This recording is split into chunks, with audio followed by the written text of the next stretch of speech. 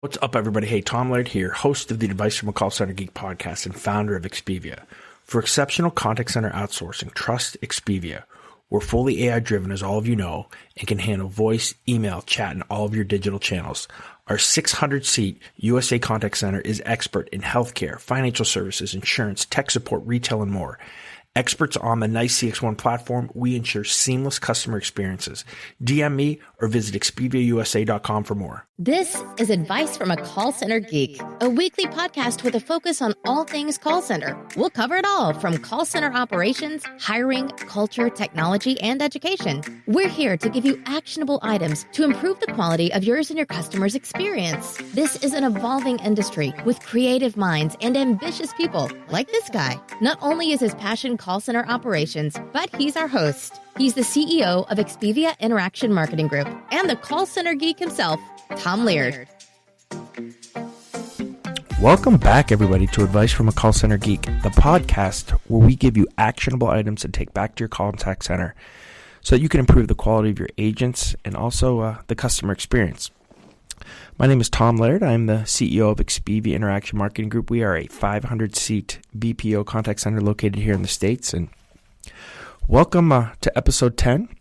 We're moving along here with some, I think, some pretty cool stuff that we've done in our first 9 episodes. And today we wanted to kind of grind it a little bit and focus on quality and quality assurance and how to make sure we can try to improve the quality of your associates, improve your QA program, and make sure that if you don't have one, we're going to try to help you set one up. And if you do, we're going to hopefully give you some items that you can take back and improve the program that you have. So I want to kind of jump into this because I think this might be a little bit longer episode because there's a lot to cover here and a lot that I think we can help with. So the first thing is, the name of this is kind of QA done the right way. And, when we do our consulting, when I go out to other contact centers, most companies put all of their education, all their training on how to run a specific program, skill or channel. They're looking for things, really where to click, what to click. And when the customer says this, you go to this screen. And a lot of them do not do a very good job facilitating tone, delight, empathy, and engagement in their calls. So, most companies that have poor customer service and don't know why, because they say, we educate all of our reps, they should know where to go. Well, remember that old saying that we had a couple episodes back when we talked about education of the reps, where the tone is the message. And most of the times the tone is off, the delight is off, the engagement is off, and we just have some robots or some people who really aren't interested in servicing a customer, doing a good job, hitting all the boxes and checking all the boxes, dotting all the I's and the T's, and reading all the disclosures, but not really adding to a really cool and good customer experience. So, that's a really important piece of this because remember, we are in the age of social media. Your customers are all going to talk to each other on good experiences and bad, and really in those two extremes only. So, we really want to turn our customers to be evangelists for our brand, and that's kind of the core of that NPS, that Net Promoter Scoring system. So, turning them into evangelists for our brand, not having them go out onto social media and say something negative because our customer service associates were either aloof, didn't really care, or just kind of went through the motions. We need to flip this whole education and this QA system on its head, where we focus mostly on the tone, and then we focus on where to click. We need to get our agents to be able to speak properly, to understand the customer's need that they have at the time, and to be able to really interact with the customer on a personal level. So we're going to talk about some of the ways to do that and how we can score it, how we can educate to do that to improve the quality. So I wanted to just start with this because I think it's important. One of the things that we do in our contact center at Expedia that has totally overhauled our QA, and I know there's probably not a lot of you, or maybe 25, 30% of the call centers out there that have this, but we utilize advanced speech analytics. So we are able, and I know I've talked about this in previous podcasts, but we are able to look and literally score the sentiment or the tone of our agents and also of the customers. And we can also tell, when a customer calls in angry, how many of those or what percentage of those customers did we kind of turn and change to have a positive customer experience. That's really the kind of edge of where QA is today. we are now with speech analytics able to listen to 100% of every channel or any call that comes in, any email that comes in, and also any chat session that comes in. We can do analytics on it, and we can find out what the tone is, so we can score this, and we actually pay our associates off of that as well. So again, all calls coming in, you're currently, most call centers are just trying to maybe listen to 3 or 4 calls per agent per week where they get scored, if you even have a scoring system, and kind of hoping to find some issues or trying to see what kind of trends you can find. With speech analytics, that's all done for you, and now we just have a set amount of calls that we need to listen to and really focus on that have been kind of tagged for maybe an issue or something that we need to really look at with a specific rep. So pretty cool stuff. If you are an advanced call center, if you're looking to take your QA to the next step, I would highly suggest you look at a speech analytics platform. We use Nice in Contact for all of our stuff. Awesome to work with. Really cool program. And I'm going to do a whole speech analytics kind of technology piece here in the next couple of weeks. But let's talk about what to do for those of you who don't have that, right? Who don't have any type of analytic program, and how do we make sure and raise our quality with that? The first thing that we really need to look at is, do you listen to calls right now? And you being, I'm assuming, a supervisor, a call center manager, are you listening to a lot of calls from your agents? Do you really know what issues are? So I would say start there. Let's take this from we really don't have a QA program, or we have something very basic that's set up. So the first thing is, we got to find out the stuff we need to fix and we need to focus on. So start listening to calls. Get super frustrated. It's okay. It's okay. You're going to get frustrated. And remember, those are the things that we need to fix. We're no longer going to make it, deem those things acceptable, but we got to start somewhere. So what I would do then, once you have really listened to a lot of calls, is break down the calls. So break them into the kind of intervals or little segments. So, maybe you have, for example, you have an opening and a greeting. There's probably some type of verification that you need to do. Issue handling, handling the reason that the customer came in, and there could be, sub-segments under that. Then we get to the resolving stage, where we're kind of showing a little bit of empathy towards some of the issues, if we're able to help them or not. Some type of call to action. Maybe there's a cross-sell, upsell, and then you have maybe another disclosure for that and a close. So what we want to do is then educate each of these pieces to our associates. This is even before we score. So again, let's say that one more time. We have an opening and greeting. We have a verification section. We have an issue handling section, a resolving stage, a call to action, some type of cross-sell, upsell at the end of the call, and a close. So we're going to go back into our education room, and we're going to train each of our reps. What is the proper way to do the opening and the greeting? And we're going to tell them exactly how we want it, how it should sound. Same thing with when we verify. I don't want you just saying, "Can I please have your name, social security number, what's your street address?" Like, that's unacceptable. There's a certain way that you need to do it depending on what your culture is. That needs to be educated, trained, role played, so that there's no question of how it's supposed to be said. And again, most of your associates are going to know what to say, but are they saying it the right way? And that's what we're focusing on here, which is, I think, is a little bit even easier if you have the right culture, the right people. Now, this is where you're going to see too, if you don't have the right people. If people are pushing back on this, maybe they shouldn't be on your floor. You get my point here. Go through each of those steps, train exactly how you'd like that tone to be, how it needs to be spoken to the associate or to your customer. Where are some places that pain points are going to come in? When you're resolving issues, your top 5 issues, if you've been listening to calls or have any idea of what's going on in your center. So talk those through. Have your associates understand how to deal with those. What are some of the words that they need to say to kind of calm the customer? Now, let me tell you this. You can't do that fake. I hate the fake. "Oh, I'm really sorry to hear that, sir. Let me see if I can help you." Or, that fake "I'm sorry," it almost ticks me off even more. We want to really engage. "Oh my gosh, Mrs. Smith, I'm really sorry. I've heard about this from a couple other customers. I really like to help you today. Let me see if I can pull up your information and let's see if we can get this fixed." That's way better than saying, "I'm really sorry to hear that, sir. Let me pull your information," because that's what every single call center does. You don't want to be every single call center. Every single call center does that same thing. It's so annoying. But anyway, try to be different. Try to evolve what your reps say. Make them better than what everybody else is doing. So now we're going to do that, right? So we're going to train and we're going to educate. We're going to get these guys on the floor. And we're not even going to score anything yet, right? We're not scoring anything yet. We're training them. We're holding now everyone. We're holding them to a standard. What we want to do next is then create our actual QA monitoring form so that we can score all of these calls. So again, go back to your breakdown, your opening, your greeting, your verification, your issue handling, your resolving stage, your call to action, your upsell, cross-sell, and your close. And what you want to do is you want to score these. Now, I don't care how you score them. We have clients that, we have to adhere to their scoring system that use A, B, C, D, F, right? We have ones that go 1 through 10, 1 through 5. Some of them, have to add up to 80 to 100. It doesn't really matter as long as there's a standard and you're benchmarking to that. So let's just say for this that you're going to take each of those segments, you're going to kind of break them out and do a 1 through 5.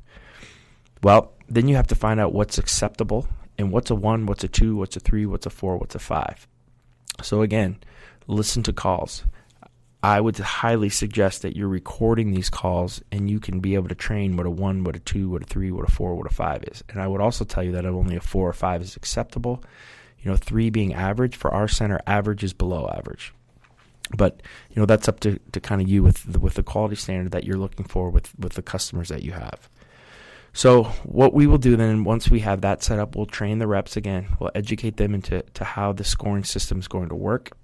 If for us, when we get a client, this has kind of been done in our initial training, so it's a little bit ramped up for us, other than kind of setting it up and training. But we're training all the way through, as you guys have seen in our education podcast. About I think it was number 4, number 5. The whole way through, we're educating on delight. The whole way through, we're educating on tone. There's never a module that we have that we're just saying click here, click here. It's always, all right, you're going to click here and then you're going to talk like this. You're going to say this, start to anticipate these types of questions so that you can respond like this. That's how you get really, really good customer service, really quickly.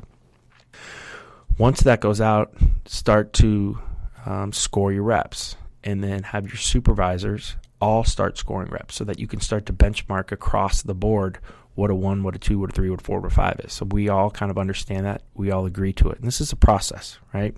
Now, with our clients, we benchmark this at least once a week. So we'll either send our clients recorded calls that they'll score ahead of time, or we'll do a live session, which I actually prefer, where our QA team, our client is on the phone, we're scoring the calls together, discussing them, talking about them, see what we both scored, and really try to benchmark so that when we send our clients calls and send them QA reports that, a 5 is a 5 and a 92 is a 92, and they understand that the standard that we're setting and they agree to it. Once all this happens, then your QA department can really start to dig into the associates and to dig into where you guys are. So start scoring your reps. I would tell you that once you feel really comfortable, that you start to incent your reps based on their QA. I mean, every larger call center or any, especially BPO, where we so focused on customer support, that's such a big KPI, the quality piece, that all of our associates are incented, on their QA, and again, that goes to our attitude and effort thing that you guys have heard a lot about. The actual process of this, though, is when we're listening to a call, we're going to score it. If somebody is below a standard, so let's say they're a 1, 2, or 3, that call then is going to go out to the floor. It's going to go to the supervisor. The supervisor is going to pull the associate. We're going to listen to the call instantly. Right? So we're going to listen to these live calls to make these, and we're going to talk about live calls or recorded calls, what to use here in a second. But these are live calls. These are in-game changes that we need to make. So a 1, 2, or 3 gets pulled. We're going to listen to the call on a side room. We're going to go over, what pieces of the call were missed. The rep's going to go back on the floor, and then within 30 minutes, we're going to listen to them again, right? And we're going to expect improvement. If we don't, then we're going to head back to kind of our progressive discipline. If they're trying and they're working on it, I'm going to work with them, right? Maybe they just need to work through a couple things. If they're just blatantly not doing it again, then that's not somebody that we want on the floor today. So we'll probably send them home or make sure that they understand that if we're going to give them one more shot, what is really to be expected. So that's how you start to drive, in my opinion, you start to really drive the quality aspect. You have to hold people to a standard, but first you have to tell them what that standard is. So many of these centers too, you have low quality and somebody comes in and, you're trying to tell them that everything was done right, but that standard was never told to your associates. They don't know really how to speak to people. They're not engaging on the right level. And again, you have low quality in your center. So make sure that your associates understand that. Make sure they understand what to say. They're trained properly. And then, your really good ones will like this because they get to be incented off of things that a lot of your people do naturally. And then the ones that don't do naturally, you got to help a little bit.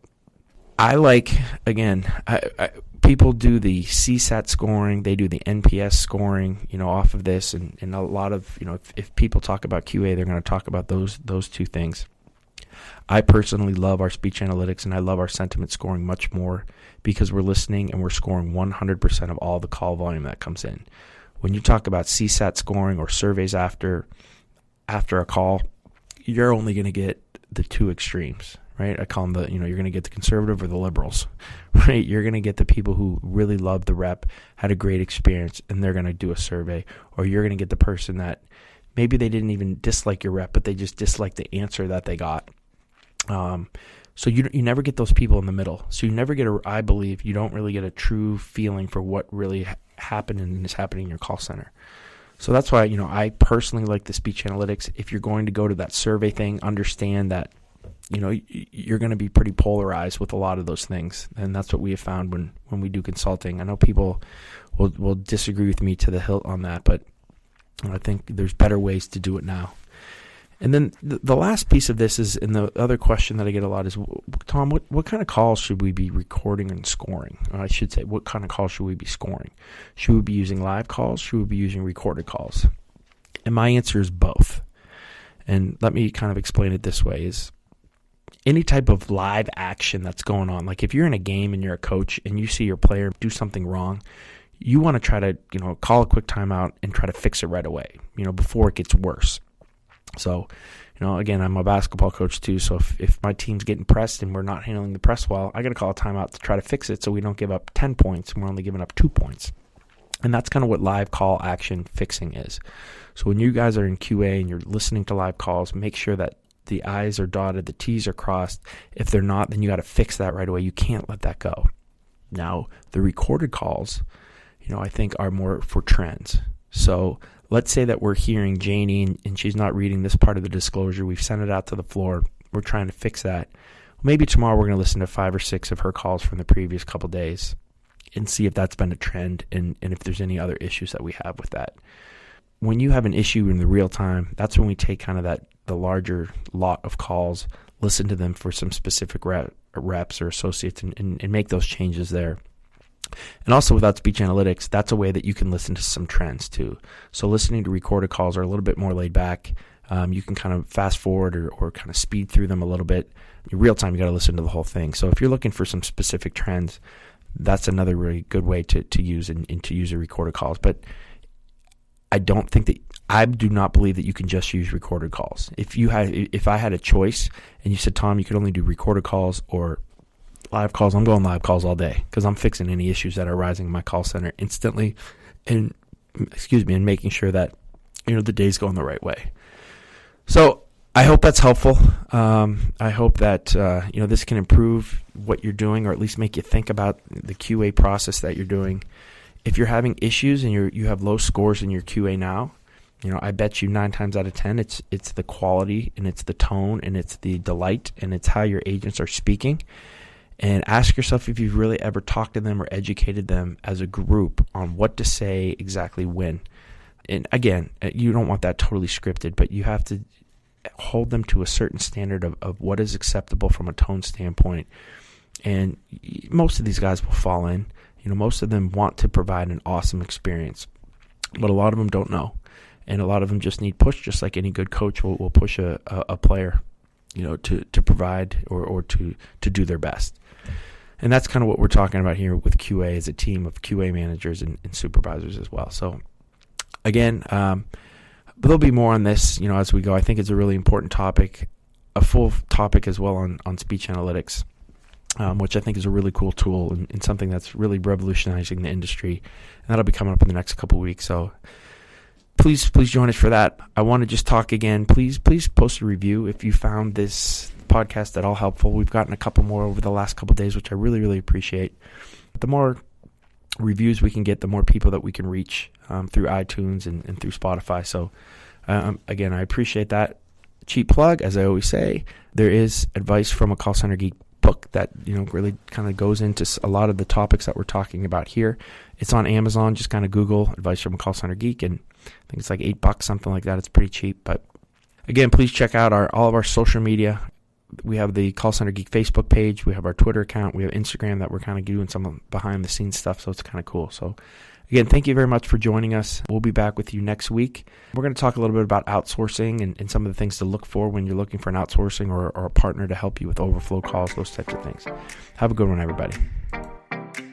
This has been Advice from a Call Center Geek. Thanks for listening. Subscribe to the show so you're the first to hear next week's episode. Jam-packed with actionable takeaways you can implement ASAP. Chime in with your thoughts on the episode on Twitter @from_geek and on Instagram @call_center_geek. Also, take a look at our contact center operations book by the same name, Advice from a Call Center Geek on Amazon. This podcast is sponsored by ExpediaUSA.com.